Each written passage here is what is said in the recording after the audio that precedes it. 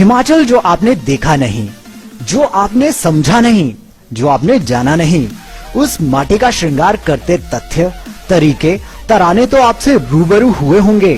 तो आइए आपकी उस अनछुए हिमाचल से मुलाकात कराएं।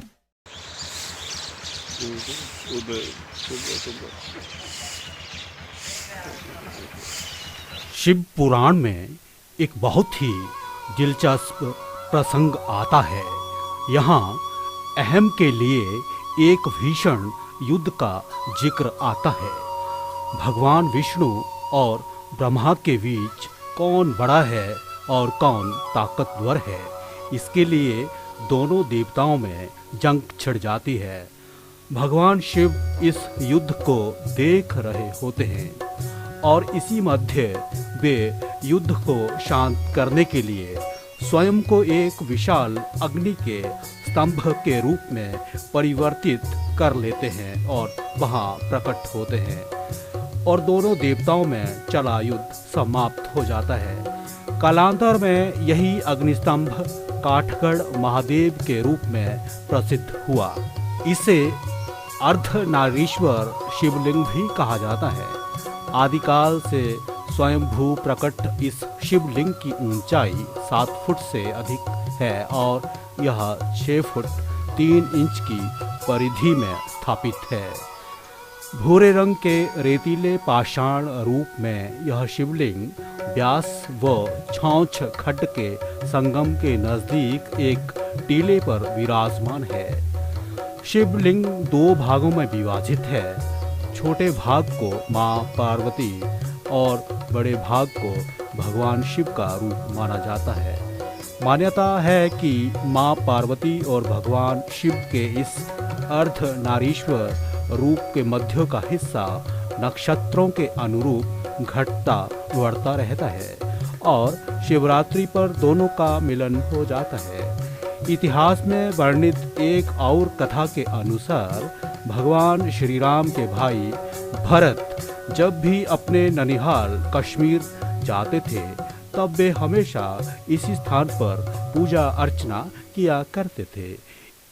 एक अन्य कथा में वृतांत मिलता है कि विश्व विजेता सिकंदर अपनी सेना का उत्साह कम देखकर इसी स्थान से वापस लौट गया था। हिंदू सिख एकता के प्रबल समर्थक रहे महाराजा रणजीत सिंह ने भी इस शिवलिंग पर मंदिर का निर्माण करवाया था। वर्ष 1984 में प्राचीन शिव मंदिर प्रबंध समिति काठगढ़ का गठन किया गया था। वर्ष 1986 में इस सभा का पंजीकरण होने के बाद मंदिर में श्रद्धालुओं की सुविधा के लिए कई विकास कार्य करवाए गए। सभा ने वर्ष 1995 में प्राचीन शिव मंदिर के दाएं ओर श्री राम दरबार मंदिर का भी निर्माण करवाया। मंदिर कमेटी के प्रधान ओम प्रकाश कटोच बताते हैं कि श्रद्धालुओं की बढ़ती संख्या को देखते हुए कमेटी ने 2 लंगर हॉल, 2 सराय, एक भव्य सुंदर पार्क और पेयजल की व्यवस्था यहाँ करवाई है। मेले की तैयारी जो है बिल्कुल सुचारू ढंग से की गई है। थोड़ा कोरोना की वजह से इस बार उतना मेला तो नहीं हो सकता, अब थोड़ा अवसर तो होगा ही, लेकिन फिर भी मंदिर सभा की ओर से बिल्कुल ठीक ढंग से तैयारी की गई है। इसमें दर्शन करने की व्यवस्था, लंगरों की व्यवस्था, शांति व्यवस्था बनाए रखने के लिए और उसका अपने सैनिटाइजर का प्रबंध भी किया गया है। और भक्तों से एक रिक्वेस्ट की जाती है कि जो भक्त जहाँ पे आए वो मास्क पहनकर आए ताकि कोरोना से बचा जा सके।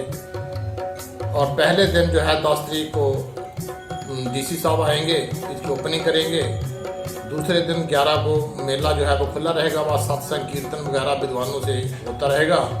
12 को क्लोजिंग जो है वो श्रीमती गीता धमान जी जो हमारी विधायिका है वो अपने कर कमलों द्वारा करेंगी।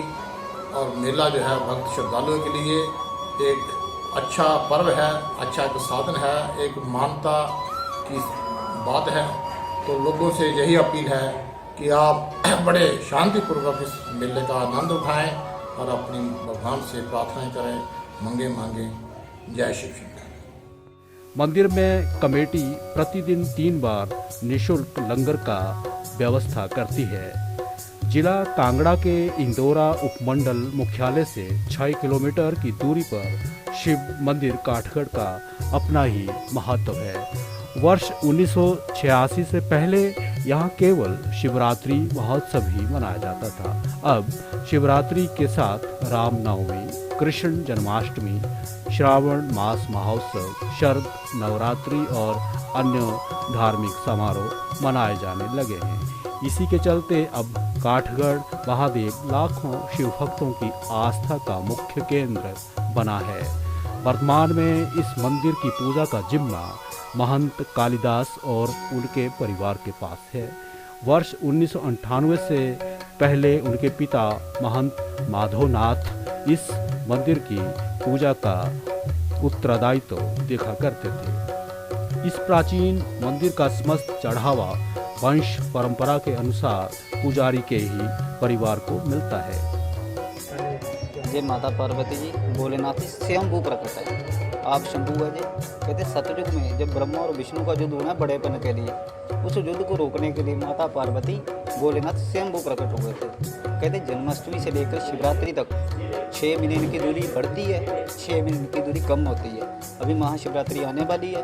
इन माता पार्वती और भोलेनाथ का आपस में उनका मिलन होगा, उसके बाद फिर अलग हो जाएंगे। कहते इस मंदिर का जो निर्माण है ये महाराजा रणजीत सिंह ने किया हुआ। जो सिखों के घर में गुरु थे ना महाराजा रणजीत सिंह जी, उन्होंने जो मंदिर का निर्माण किया हुआ। पहले ये काठगढ़, काठ लकड़ी का गढ़, जहाँ पहले जंगल हुआ करता था। महाराजा रणजीत सिंह अपने अशव पर शिकार करने आए, जहाँ जिस अशव पर शिकार करने जहाँ पहुँचे, वहाँ जहाँ आकर उनका अशव रुक गया। जैसे उनका अशव रुका है वैसे उन्होंने सोचा कौन सी शक्ति ने मेरा अशव को रोक दिया। घोड़े को, अशव को घोड़ा कहते, घोड़े को किसने रोक दिया। उन्होंने अपनी वहाँ गए महल में, अपनी सेना बुलाई। सेना बुलाकर उन्होंने इस जंगल को काटना शुरू कर दिया। जैसे उन्होंने इस जंगल को काटा, उनको ये पत्थर सा दिखा। उनको नहीं था पता जब माता पार्वती भोलेनाथ है। उन्होंने कहा इस पत्थर को उखाड़ो, हम जहाँ अपना महल बनाएंगे। राजा जहाँ भी मर्जी जाते थे वहाँ अपना कब्जा कर लेते थे, जहाँ चाहिए वहाँ महल बना लेते थे। जैसे इन्होंने इसको खोदना शुरू किया, कहते 80 फीट तक उन्होंने खोदा था इसको। जैसे आपको 2 भाग में ऊपर दिख रहे हैं, वैसे नीचे 80 फीट तक 2 भाग में नीचे ही खोदा थे। महाराजा रणजीत सिंह जी हार गए। उन्होंने सोचा क्या हुआ, जितनी उनकी सेना थी, जैसे जो कीड़े मकोड़े, उसमें इतना भारी विष आ गया था, जिस सैनिक को काटता वो वहाँ पर ही बेहोश हो जाता। जैसे बेहोश हो गया, महाराजा ने सोचा ये क्या हो रहा, मेरी सेना पल भर में समाप्त होगी सारी। उन्होंने गए, फिर अपने महल गए, वहाँ से उन्होंने कुल पुरोहित बुलाए। कुल पुरोहित को बुलाकर उन्होंने पूछा महाराज ये कौन है। उन्होंने बताया जी माता पार्वती भोलेनाथ को आपने खोदना शुरू कर दिया। फिर उन्होंने जहाँ पर हवन पूजा तप करने के बाद इस मंदिर का निर्माण किया। इस मंदिर को बने हुए 370 साल हो चुके हैं। जो शिवलिंग है माता पार्वती भोलेनाथ जिस सतयुग से जहाँ पर विराजमान है, वहाँ पर सिकंदर का भी आता है जहाँ पर। मंदिर तक पहुंचने का रास्ता इस प्रकार है। पंजाब, हरियाणा और अन्य राज्यों से बस द्वारा सफ़र करके मंदिर तक पहुंचने वाले भक्तों को पठानकोट जालंधर राष्ट्रीय राजमार्ग पर मीरथल में उतरकर मिलिट्री एरिया पार करके लगभग 2 किलोमीटर की दूरी तय कर मंदिर तक पहुंचा जा सकता है। मीरथल कस्बा से श्रद्धालुओं के मंदिर तक पहुंचने के लिए रिक्शा की भी सुविधा है। पठानकोट जम्मू से आने वाले भक्त ढांगू से इंदौरा बस में आकर काठगढ़ पहुंच सकते हैं। कांगड़ा धर्मशाला की तरफ से आने वाले श्रद्धालुओं को जसूर से 27 किलोमीटर इंदौरा की ओर आना होता है। उसके पश्चात इंदौरा से 6 किलोमीटर काठगढ़ मंदिर पहुंचा जा सकता है। रेल मार्ग से आने वाले यात्रियों के लिए पंजाब के कस्बा मीरथल स्थित रेलवे स्टेशन पर उतरकर यहां पहुंचा जा सकता है। पठानकोट कैंट स्टेशन पर उतरकर बस के माध्यम से या फिर निजी टैक्सी के माध्यम से यह रास्ता 25 किलोमीटर दूर है।